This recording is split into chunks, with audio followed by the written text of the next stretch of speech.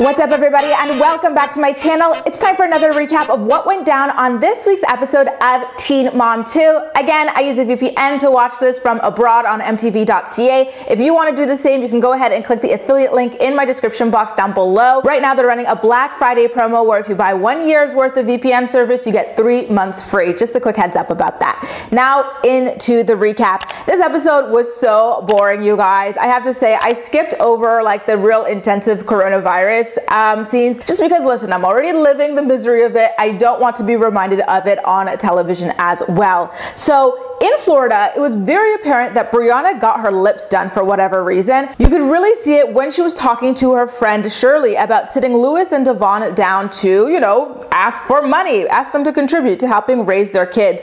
I can't believe that she was only asking for $250 a month from each baby daddy after she drew up like this long list of expenses that totaled to over $5,000. It was nearly $6,000, and all you want is $250 per baby daddy? No, maybe she's just starting low and then she's gonna like increase the amount as they start to make more and more money. But you know, it was quite interesting to me. Remember how I tweeted a couple of months ago that I felt as though Briana was clinically dumb? Well, she tweeted online about her boyfriend being quote unquote lit and then shoots a scene with her friend Shirley with a straight face saying that her having a boyfriend was supposed to be a secret. I'm just saying, you guys, the girl is clinically dumb. Apparently this man that she's seeing isn't quote unquote fully available, which I'm assuming means that he's married. And then her friend Shirley hyped her up about being a side chick. She was like, if you don't do it, the next woman will. I'm like, oh my God, these girls are such gutter trash. I cringed so hard at this scene. Guys, what was up with Jade in the following scene? Was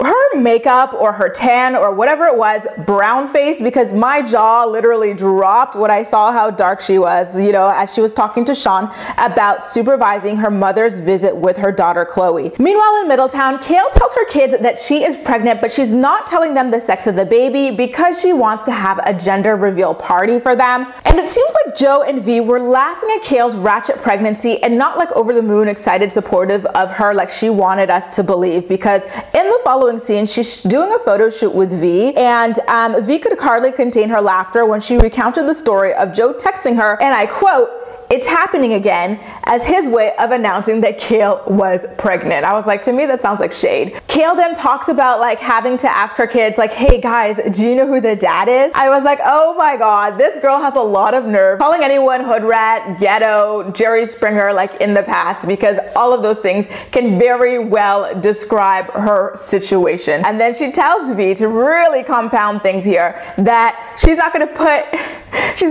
Chris on the birth certificate. He's gonna have to fight her for it. I was like, oh my God.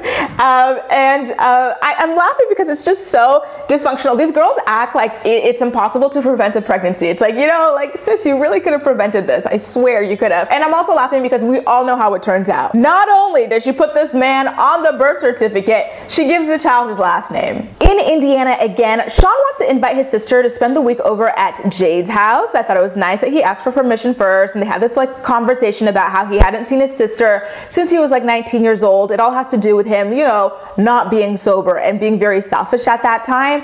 And the conversation seemed to have been going well until the daughter was getting a little bit fussy in her room.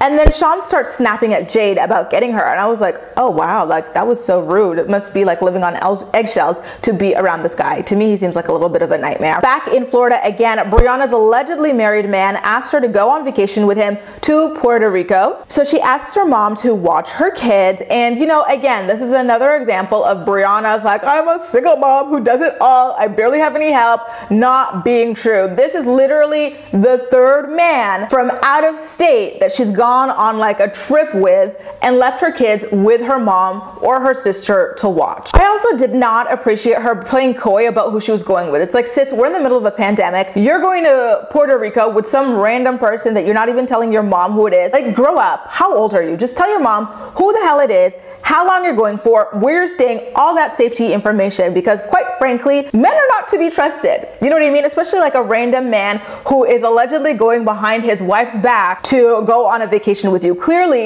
he is not morally sound, so you very well should let everybody know where you are and every single piece of information you can give, especially with the virus. At this time, this was where, a couple weeks later, all flights would start to be grounded, everything would be shut down. So she very well potentially could have been stranded in Puerto Rico, like her mom said. I also loved like all the Clorox and hand sanitizer on the counter in front of her mom. It was crazy during that time, and she just does not take it seriously. And it's just so amazing to me that this is, someone's mom, not even just one person, but two people's mom. She's just so daft. She acts like a teenager. She truly does. Next, we see Chelsea go on a buying trip with her boss at that like clothing line thing that she does, and the book that she had in her bag when she was traveling with this boss was so funny, you guys. Like, it turns out that she does have a sense of humor. She shows it off and it says, "How to Scorn Your Boss." It was really nice watching her try on clothes, and just like do something that like is productive to her and makes her happy. Back in Briana land again. At this point, Briana has landed in Puerto Rico, so she calls her friend Shirley to tell her that she's not in love with this, seemingly married man that she's over there with. She's just, and I quote,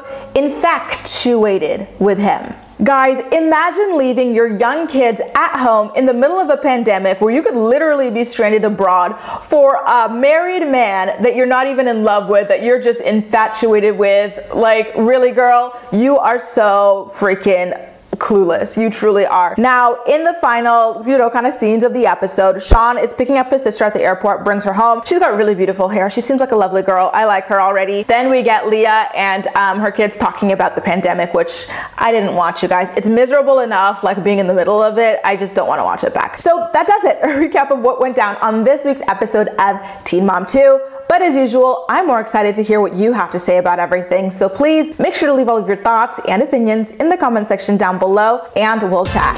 That's all for now. Thank you so much for watching, and I'll see you next time.